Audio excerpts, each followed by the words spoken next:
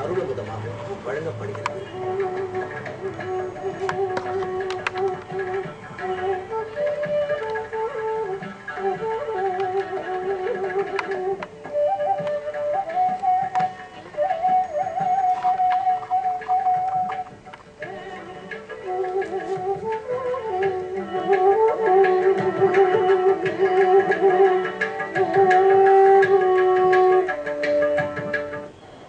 यत्र यत्र रघुनाथ कीर्तनम तत्र तत्र कृतमस्तकाञ्जलिं बाष्पवारि परिपूर्णलोचனம் மாருதிம் நமத ராட்சசாந்தகம். எங்கெங்கு ராமனுடைய திருநாமங்கள் பாடப்பெறுகின்றனவோ அங்கெல்லாம் ஆஞ்சநேயர் அமர்ந்திருக்கிறார், ஆனந்தமாக அமர்ந்திருக்கிறார். கண்களிலே கண்ணீர் உகுக்க ஆனந்த கண்ணீரோடே ராமனுடைய கல்யாண குணங்களையும் அவருடைய திருமேனி அழகையும் அவன் செய்து காட்டியன செயல்களையெல்லாம் நினைத்து உள்ளம் உருகி போய் இருக்கிறார். உருகின ஆஞ்சநேயரை காணலாம், வலிய ஆஞ்சநேயரையும் காணலாம்.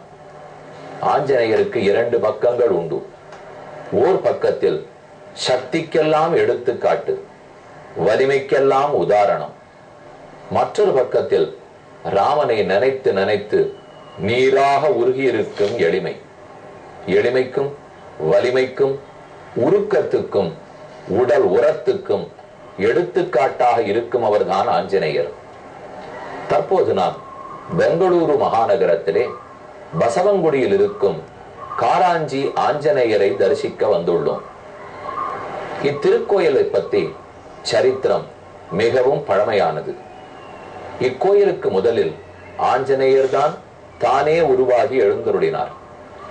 ஒரு மலை, அந்த மலையை குடைந்து எழுந்தருளிக்குமா போலே உள்ளார். வெகு காலத்துக்கு ஆஞ்சநேயர் தனித்திருந்தார்.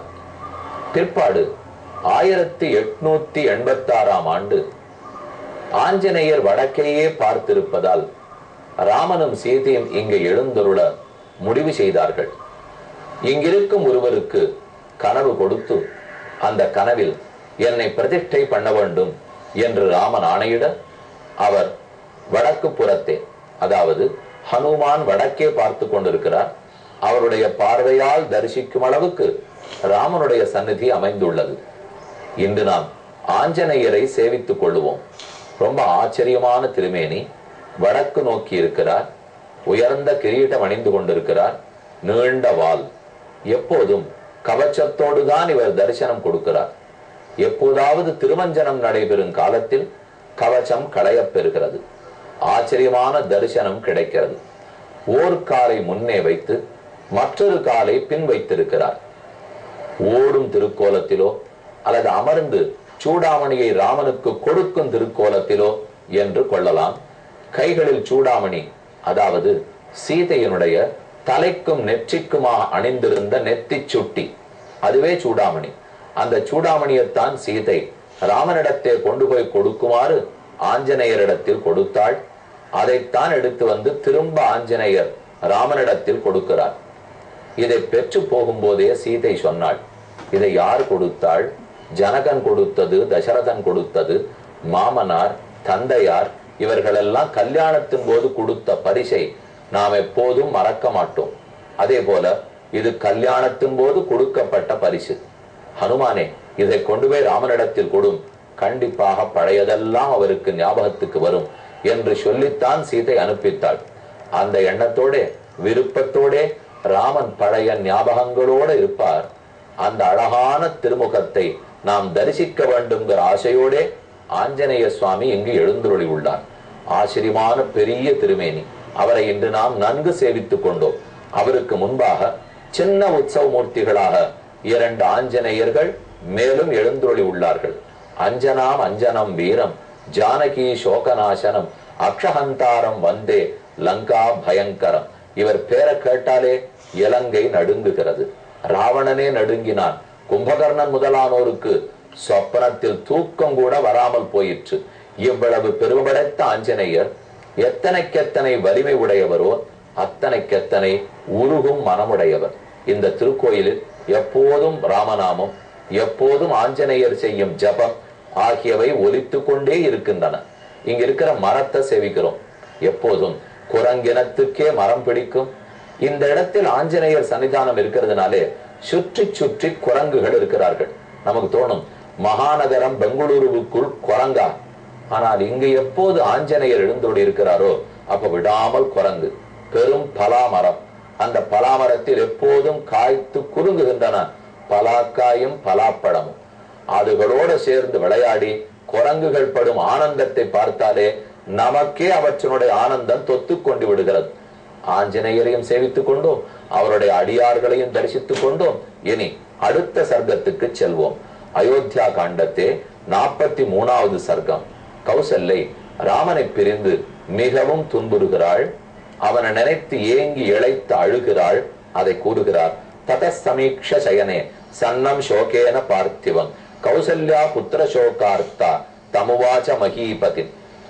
ராமனை பிரிந்த சோகத்தாலே தயரதன் மெதுவே கீழே விழுகிறான். படுக்கையில் கிடந்த தசரதனை பார்த்து கௌசல்யை சோகப்படுகிறாள். ராகவே நரசார்தூல விஷம் முக்துவாகி ஜிக்மஹா விசரிஷதி கைகேயி நிர்முக்தேவகி பன்னகி. பன்னகி பாம்பு, கைகேயி பாம்பு போன்று விஷத்தை ஒருமுறை கக்கிவிட்டாள். ராமன் இருக்கும் போதே விஷத்தை கக்கினாள். ராமனும் புறப்பட்டு போன பிற்பாடு நம்மை எல்லாம் ஒரு சரக்காகவா அவள் மதிக்க போகிறாள்? கௌசல்யின் வருத்தம். விவாசிய ராமம் சுபகா லப்தகாமா சமாஹிதா திராசயிஷ்யதி மாம் பூயா துஷ்ட அகிரிவ வேஷ்மணி. இனி நம் வீட்டில் அவள் ஆட்சிதான் நடக்க போகிறது. பரதனை பற்றி தெரியும், அவன் ஒரு நாளும் அரசை ஆள ஒத்துக்கொள்ள போவதில்லை. அப்ப என்னாகும்? பரதனுடைய பேரை சொல்லிவிட்டு இவள் தானே ஆழ்வாள், இவளுக்கு ஆள தெரியுமா? இவளுக்கு கெடுக்கத்தான் தெரியும். அதாஸ்மின் நகரே ராமச்சரண் பைக்ஷம் கிருகே வசேது. நாமெல்லாம் நாட்டில் சந்தோஷமாக இருக்க போகிறோம். ஊன் உண்டு, உறக்கம் உண்டு, பட்டாடம் உண்டு. எல்லாரும் கொஞ்ச நாள் ராமன் போனதை மறக்கலாம். ஆனால் ராமன் 14 வருஷங்களுக்கு மரத்தின் நிழலிலும் செடிகளிலிருந்து பறிக்கப்பட்ட இலையிலும் காய் கனி முதலானவற்றையும் உண்டு கொண்டு காட்டில் எவ்வளவு தூரம் துன்பப்பட போகிறானோ. அதாஸ்மின் நகரே ராம சரண் பைக்ஷம் கிருகே வசேது. அவன் என்ன பிச்சை எடுப்பனா? அங்கிருக்கும் ரிஷிகளிடத்தில் கேட்பானா? மிருகங்களைத்தான் கொல்ல முடியுமா? என் செய்வான்னு தெரியவில்லையே. நாக ராஜகதிர் வீர மகாபாகு தனுத்தர வனம் ஆவிஷதே நூனம் சபாரியா சக லக்ஷ்மண. லக்ஷ்மணனோட கூட சீதையோட கூட ராமன் காட்டுக்கு ஏகினான். காடுக்கு ஆனந்தம் தான், ஆனால் நாட்டுக்கு இன்பமில்லையே. ஸ்ருத்வைவோபஸ்திதோ வீரோ கதா அயோத்தியா பவிஷ்யதி. இந்த 2 வீரர்களும் எப்போது அயோத்தி நகருக்கு திரும்புவார்கள்? இது எல்லார் மனசில் இருக்கும் கேள்வி. யசஸ்வினி கிருஷ்ணஜனா சூட்சித துவஜமாலினி கதா பிரேக்ஷ நரவியாக்ரா வரண்யா புனராகதோ. காட்டில் இருக்கும் மிருகங்கள் ராமனுக்கு ஒன்றும் பண்ணாமல் இருக்க வேண்டும். காட்டு கொசுக்களும் ஈக்களும் ராமனை தீண்டாமல் இருக்கட்டும். ராமன் திரும்ப வர வேண்டும் என்று இங்கிருக்கும் மக்கள் அனைவரும் விரும்புகிறார்கள். அவர்கள் உயிரோடு இருப்பதற்குள் ராமன் திரும்ப வந்து விடுவானா? பவிஷ்யதி புரீகிருஷ்டா சமுத்திர பர்வணி. எப்படி பருவ காலத்தில் சந்திரனோ சூரியனோ அதடுகளுடைய மாறுதலால் சமுத்திரம் ஆனந்தப்பட்ட ஆர்ப்பரிக்குமோ, அதே போல ராமன் என்னும் சந்திரன், ராமச்சந்திரன், சூரிய குலத்திர பிறந்த ராமன், அவன் திரும்ப நாட்டுக்கு வந்தால்தான் இந்த நாட்டுக்கே ஆனந்தம். ராமன் வந்தால் நாடு ஆனந்தப்படும். அது என்று நடக்குமோ? கதா அயோத்தியாம் மகாபாகு புரிம் வீரஹா பிரவேக்ஷதி புரஸ்கிருத்ய ரதே சீதாம் ரிஷபோ கோவதூமிவ. எப்போது சீதையை திரும்ப அழைத்துக் கொண்டு தன்னுடைய பெரும் தேரில் ராமன் இந்த நாட்டுக்கு திரும்ப வருவான்? கதா சுமனச கன்யாது விஜாதீனாம் பலானிச்ச பிரதிசந்த புரியும் கிருட்டாக கரிஷந்தி பிரதட்சிணம். மறுபடியும் மக்கள் எல்லாரும் புத்தாடை உடுத்து ராமனை வலம் வந்து அவனுக்கு எப்போது ஆசீர்வச்சனம் சொல்லுவார்களோ தெரியவில்லை. நான் பார்த்தேனா? பலரும் உயிரோடு இருந்தால் தானே, அத்தனை வருஷம் வரைக்கும் இருந்தால் தானே வந்து பார்க்க முடியும். ராமன் வருவதற்குள் பலருக்கு தங்கள் உயிரிலேயே விருப்பம் இல்லாமல் போகலாம், அல்லது வயது ஆயுள் முடிந்து போய் இல்லாமலே போகலாம். கதா சுமனசக கன்யாது விஜா கன்யா விஜாதீனாம் பலானிச்ச சாகம் கௌரவ சிம்ஹேன விவத்சா வத்சலாகிருதா. எப்படி ஒரு பசு தன்னுடைய கண்ணுக்குட்டியை பிரிந்தால் துன்பப்படுமோ, அதை போல் நானும் ராமனை பிரிந்து துன்பப்படுகிறேன். கன்று திரும்பி வந்தால் தான் மாட்டுக்கு இன்பம். கைகேயா புருஷ வியாக்கிர பாலவத்சேவ தௌர்பலாது. இந்த கைகேயி சின்ன கண்ணுக்குட்டிக்கு சிறு பால் குடித்தவுடன், சிறு கண்ணுக்குட்டி கொஞ்சம் பால் குடித்தவுடன் எப்படி அது இழுத்து கொண்டு போகிறார்களோ அதே போல கைகேயி என்னை ராமனிடத்திலிருந்து பிரித்து விட்டாள், ராமனை என்னிடமிருந்து பிரித்தாள். நகி தாவகுணைஜுக்தம் சர்வசாஸ்திர விசாரதம் ஏகபுத்திரா வினாபுத்திரம் அகம் ஜீவித்து முத்சகே. ஒரு பிள்ளை இருந்தாலும் இல்லாததற்குத்தானே சமம். 2 பிள்ளைகள் பெற்றால் சுமித்தை, நல்ல வேளை வாழ்ந்தே போனாள். ஒரு பிள்ளைதான் கைகேயிக்கு, ஆனால் கூட இருக்கிறான். எனக்கு பெற்றதும் ஒரு பிள்ளை, அந்த பிள்ளையும் என்னோடு இருக்கவில்லை. ஒரு பிள்ளை பெற்றிருந்தாலே அவளுக்கு கிட்டத்தட்ட பயம் இருந்து கொண்டே இருக்கும். அந்த ஓர் பிள்ளையின் நிலைமை என்னாகுமோன்னு நான் அந்த நிலைதான். அந்த பிள்ளையும் என்னை விட்டு பிரிந்து போகிறான். நகிமே ஜீவிதே கிஞ்சித் சாமர்த்தியமிக கல்பியதே அபஷ்யந்தியாக பிரியம் புத்திரம் லக்ஷ்மணம் ச மகாபலம். நான் லக்ஷ்மணனையும் பார்க்க முடியாது, இனி ராமனையும் பார்க்க முடியாது, இருவரையும் பார்க்க முடியாமல் தவிக்க போகிறேன். நகிமே ஜீவிதே கிஞ்சித், இனிமே நான் ஜீவிக்கிறதில் உயிரோடு இருப்பதில் எந்த அர்த்தமும் இல்லை. நாம் யோசித்து பார்க்க வேண்டும். ராமனை போன்ற மகனை பெற்றிருக்கிற ஒரு தாய் அவனை பிரிய நேர்ந்தால் எத்தனை துன்பம் கொள்வாள். நாம் சாமானிய புதல்வர்களை பெற்றவர்கள், நமக்கே நம் குழந்தையை பிரிந்து இருக்க முடியவில்லையே. 60,000 ஆண்டுகள் கழித்து புத்திரகாமேட்டி யாகம் செய்து தயரகன் பாவசத்தை பிரித்து கொடுத்து 4 புதல்வர்கள் பிறந்தார்கள். அதில் அனைவராலும் போற்றப்படும் ராமன். 2 விஷயத்தை நோக்க வேண்டும்.